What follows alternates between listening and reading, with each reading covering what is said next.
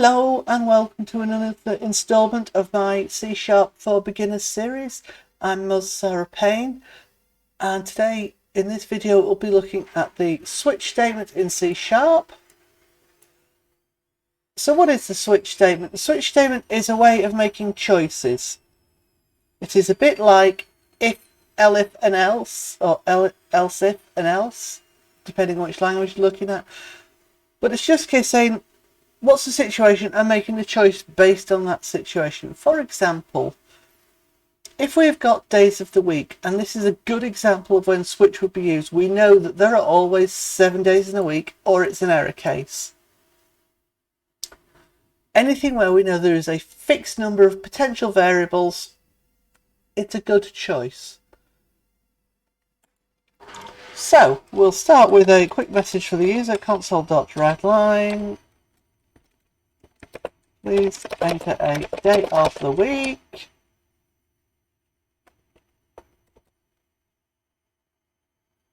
Once that's done, we are going to take a console input. It's a string because it can potentially be null. We'll do that. We're going to call it a day equals console.readLine. At this point, I'm going to do a little bit of string manipulation just to try and get the input as reliable as possible. So I'm going to do day equals day.trim. That removes any white spaces from the edges, and a dot to lower to convert it all to lowercase. Just trying to make the comparison as likely to work as possible. Then we put the main switch statement. We switch on the variable that's going to be changing. So we're going to switch on day, and we create a code block. Once we've got the code block made, we can start adding each of the cases. So case, because it's a string, I can do it just like that. We have a colon, a new line. You could have multiple lines here. I'm just doing one as an example. Today's Monday. Then at the end of each case, you need a break. And then you start adding another case. Now to make this just a little bit quicker, I'm going to copy paste all of this at this point, because the rest of that you can see.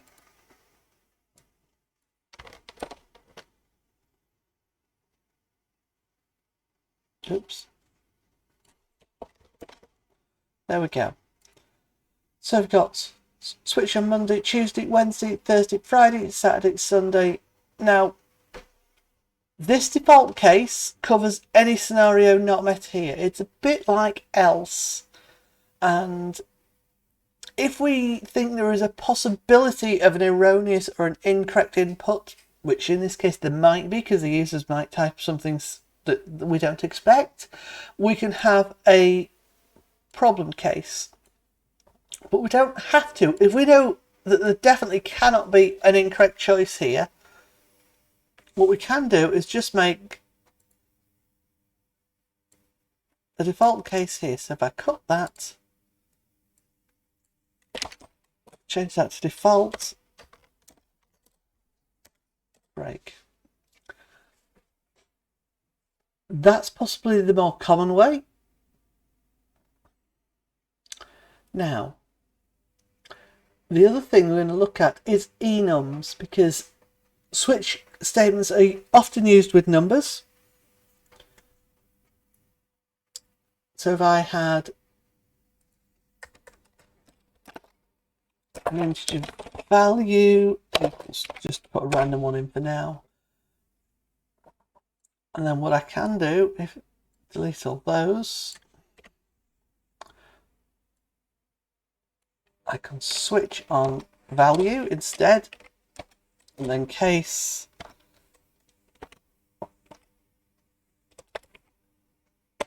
where it's equal to 10.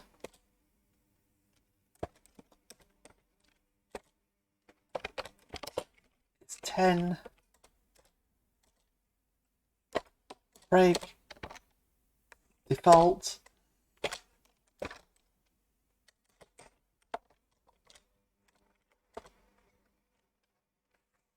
Not 10, and it's going to give me warnings here.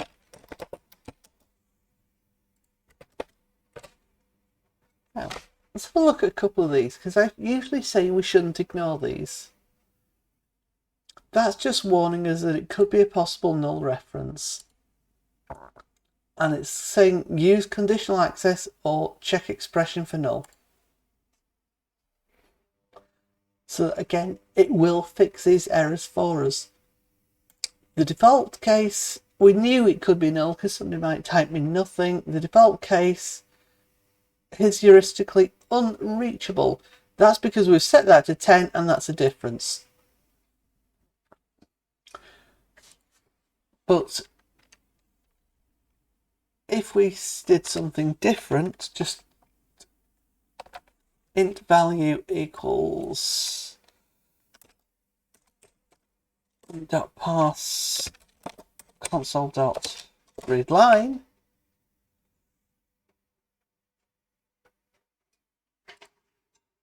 that's gone away. Now it's giving it another problem here because it's saying we can coalesce with the fallback value.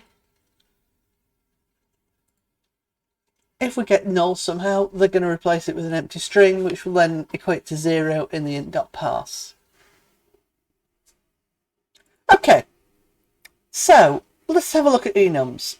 But before that, I'm going to flick across to Visual Studio, because this will be slightly easier to demonstrate in Visual Studio,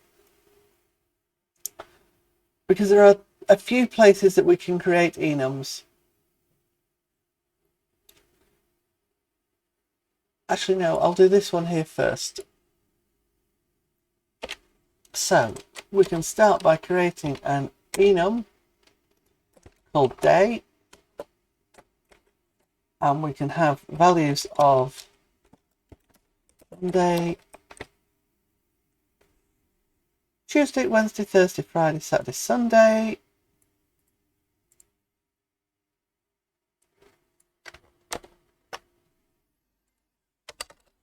Now, if you're using top level statements, which is the default for .NET 6 and 7, and it will be for 8, the enum must be created after everything else in here. So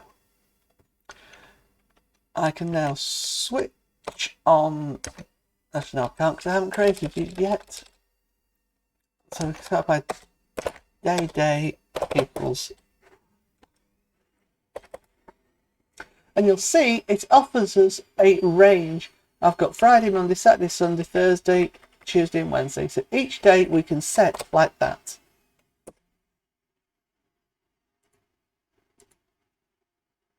That's just warning us about a not accessed variable, so we can ignore that one because we're going to access it in a minute.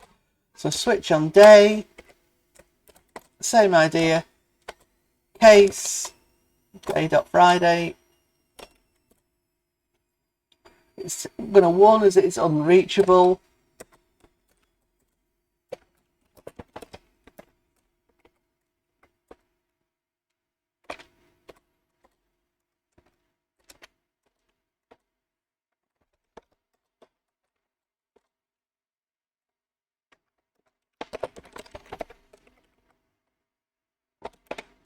However, just like before, if we had something else that was dynamically setting this day, that would go away. Okay, so I did say I was going to switch across to Visual Studio, which I like doing in all these cases anyway. And then I'll run through an actual example of this working. Okay, so here we are over in Visual Studio. I'm going to start by bringing in the original version of this, just to show you that it does work in exactly the same way in Visual Studio. Then we have the second version, which was based on the enums.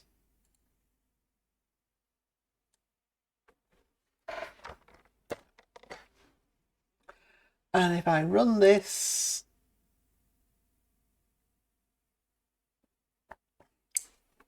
we get the output.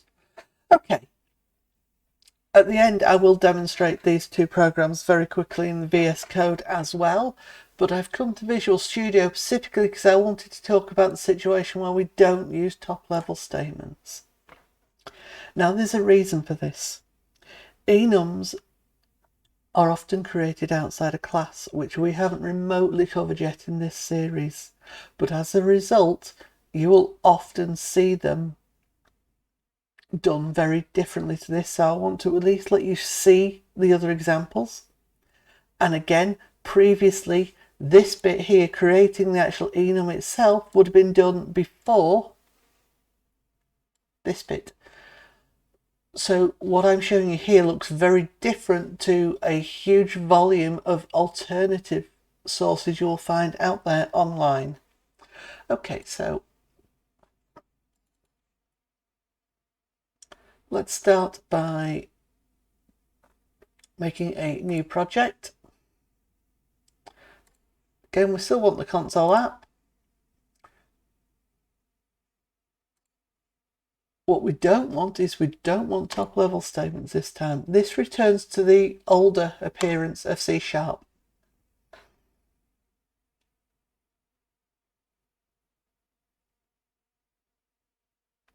I thought I clicked don't use top level statements there. Just let me do that again. Okay, I read it backwards. The tick is for do not use top level statements, so I'm choosing to not use them this time. Okay, so this is the older style appearance. Now,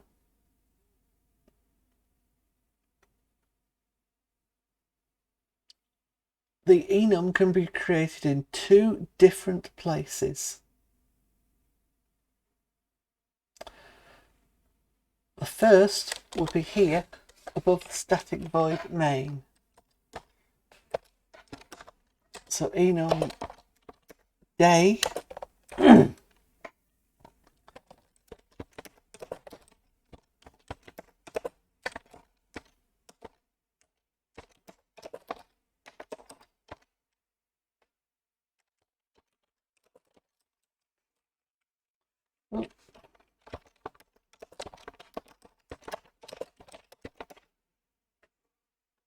and then when we're coming inside here, we then get to do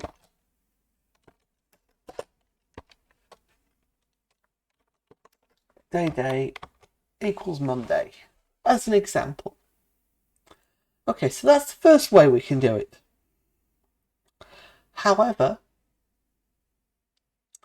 we can also create an enum outside the class. Now this bit is possibly the more common way you will use it later on. And we can see that this code still works. So that's the difference. These are the two older style methods we can use. Or you can use the top level statements method, which was shown here with the enum at the bottom.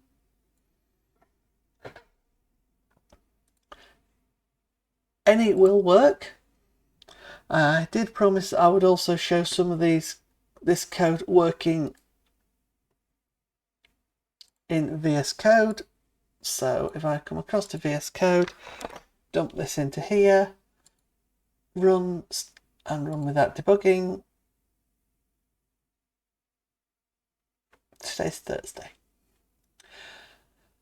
Do remember that you need to change the launch JSON file if you want to take an input in VS Code,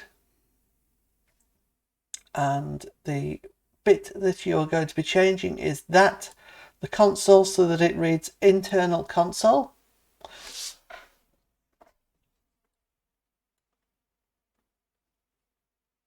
And again, I just want to put this one, the original one, back over here, because if I copy that,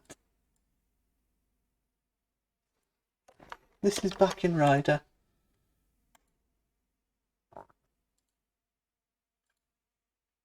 And then I'll run it in here as well, just to show it's all the same thing. Please enter the day of the week. Monday. Today is Monday.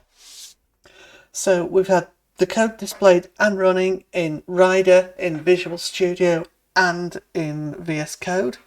We've had demonstrations of a switch statement using a string. We've also seen it using an enum, and we have seen the 3 different ways we can actually create an enum. Thank you for watching. I'm Sarah Payne, and this has been a video talking about using switch statements in C#.